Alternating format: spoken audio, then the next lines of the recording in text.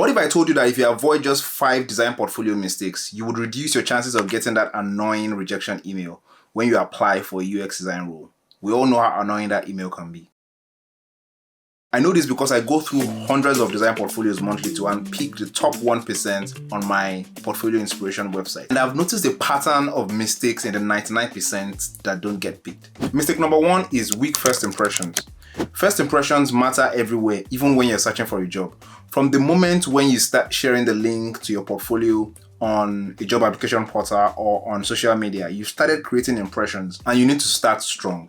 There are 2 ways that you create a first impression when you share the link to your portfolio. The first one is the thumbnail that shows in the place that you share the link. So if you share the link on social media or in a job application portal, there's a high chance that a thumbnail is going to show that describes what your portfolio is about. If you don't customize a thumbnail for your portfolio, one is going to be assigned to it. Sometimes it might just be empty. And when you do this, it doesn't make you stand out because there's a chance that you would have other people that have submitted their portfolios in the same link, and it's easy for the design recruiter to understand the kind of portfolio that he or she is looking at just because other people have customized their own thumbnails and then your own thumbnail is empty. So to fix this, you want to make sure that you customize the thumbnail that actually shows when you share a link to your portfolio. You can do this on the content management system that used to be your portfolio. So if you've used Framer, there's a way for you to do this on Framer, and I'm sure other content management systems like Wix, Semplis, and Squarespace actually allow you to do this. You just need to make sure that you are customizing the thumbnail that shows so that you can use that as an edge against other people that are applying for the same role as you are. The second way you are creating a first impression is the topmost description on the landing page of your portfolio. So I'm talking about the topmost hero section text that you use to describe yourself. Where a lot of designers make mistake here is that they use vague buzzwords to describe themselves. It just comes off as you are not exactly sure the value that you bring. That is why you're using all those words to describe yourself. So what you want to do here is to make sure that rather than using vague buzzwords to describe yourself, you are using clear words that communicate the core value that you bring to a team to describe yourself at the header text on your portfolio.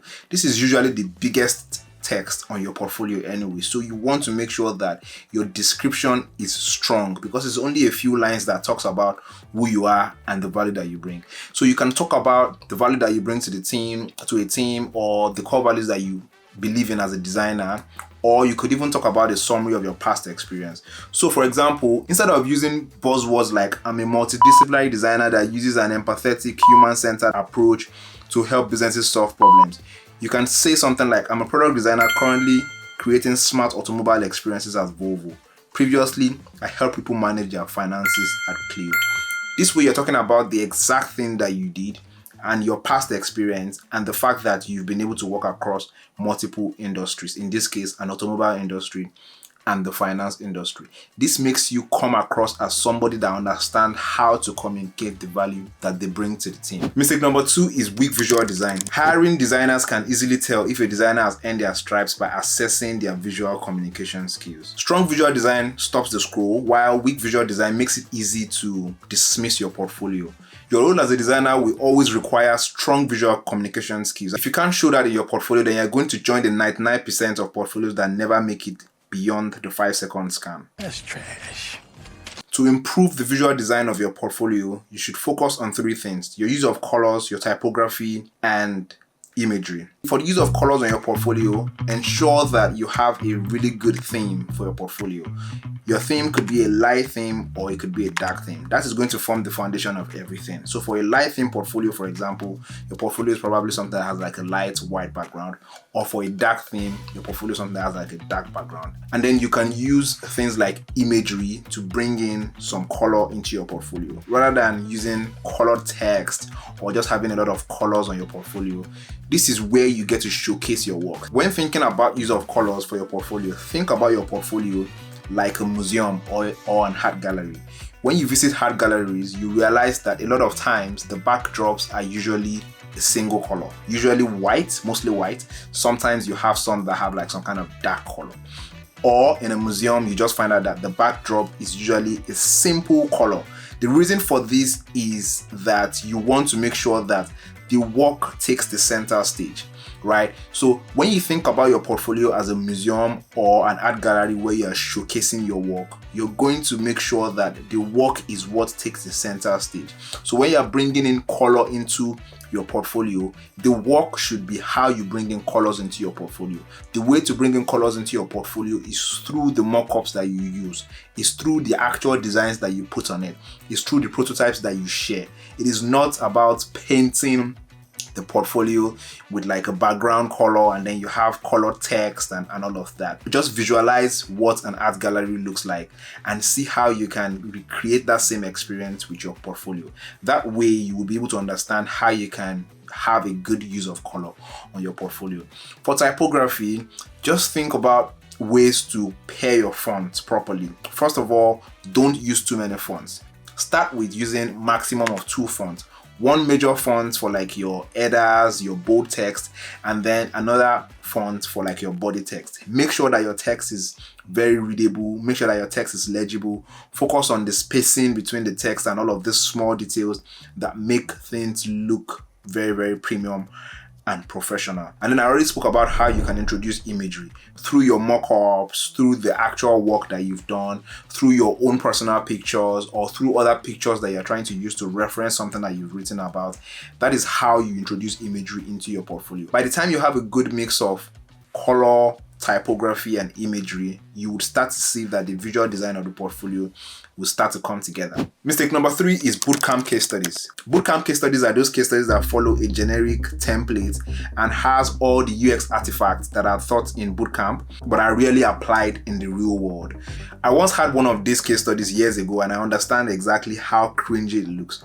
Although looking back, those case studies worked for me then, but now there's a lot more competition in the industry and everyone has this kind of case studies. Design recruiters can spot this kind of case studies from a mile and it really puts them off because it's boring, it is inauthentic, and it makes you look like you're inexperienced. You can fix this by creating engaging case studies following this 3-step framework.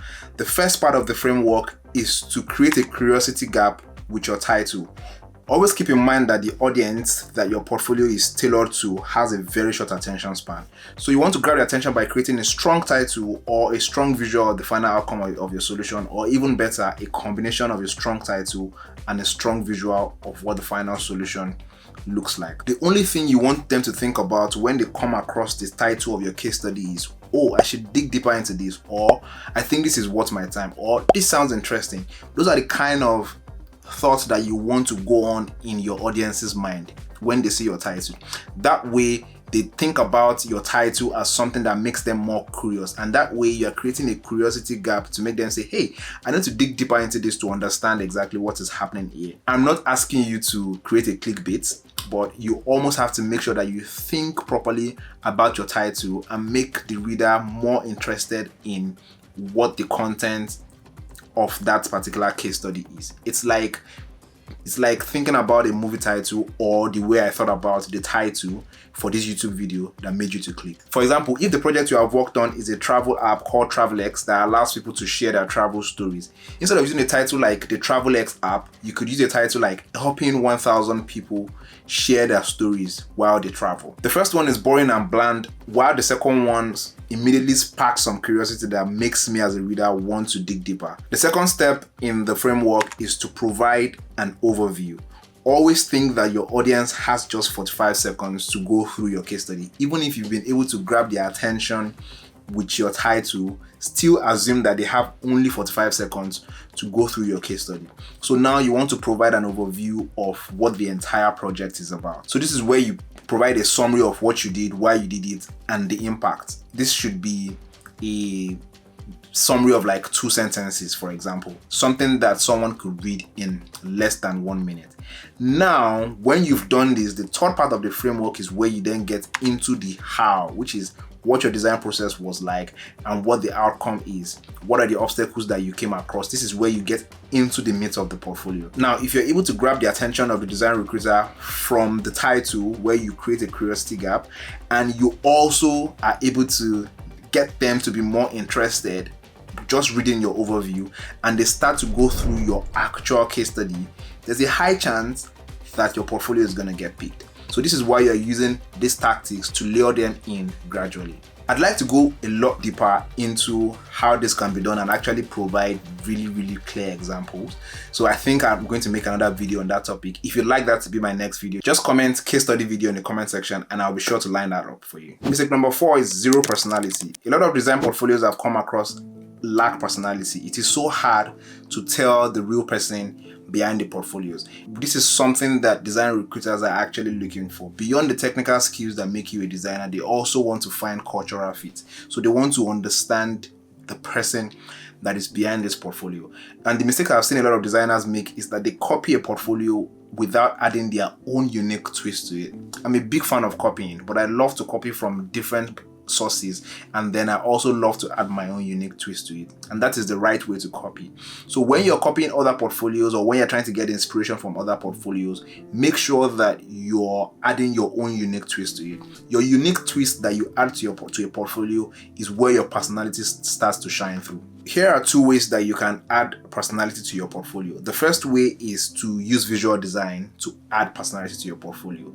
In using visual design to add personality to your portfolio, you can think about a visual design pattern that is slightly disruptive, that is not common, and introduce that into your portfolio. There are a couple of examples of portfolios that have this pattern, and I'm going to link those portfolios in the description of this video. The other way you can introduce some personality into your portfolio is to go add on your About Me page. The About Me page is one of the most popular pages on a portfolio. In fact, a lot of design recruiters check the About Me page before they start checking the work, because sometimes they want to understand who is behind the work before they actually see the work. So in your About Me page, talk a little bit more about yourself, talk about what motivates you, talk about your design principles, your design philosophy, talk about what interests you, talk about what you're listening to, talk about what you're reading, talk about your hobbies, and support those things with images. This makes it easier to connect with you as a designer. The last mistake, which is mistake number 5, is getting stuck in consumption mode. A lot of designers actually consume a lot and create too little. So you would find out that a lot of designers have been working on their portfolios for months. They've been working on their portfolios for longer than anything, and it just never finishes. So you're constantly getting inspiration, constantly consuming inspiration. You're always consuming, but you're not creating. So you have to get out of that loop. You have to get out of the consumption loop and start creating. So you consume less and start creating more, because the only way that you can tell if your portfolio actually works is if you publish it and you share a link to it to a job application and see what kind of response that you get from that. It's good practice to find inspiration from many sources, but all the inspiration in the world is useless if you have nothing to show for it. When it comes to creating your portfolio, done is better than perfect. Here's what you need to do to shift from consumption to creation. You need to treat your portfolio like it's a UX design project, assuming the project framework you're using is a double diamond design process. Finding inspiration is the discovery phase. Writing your case studies, outlining the structure of your portfolio, and deciding on a content management system or website builder tool is the definition phase. Creating your portfolio is the development phase, and sending out a link to your portfolio after it's done is the delivery phase. Each of these phases should have set timelines to ensure that you're not stuck in the consumption loop. I hope these tips helps you to avoid these common mistakes and increases your chances of landing your next UX design role. If you got any value from this video, hit the like button and subscribe to my channel for more videos like this. And please share with your friends as well. I'll see you in the next video.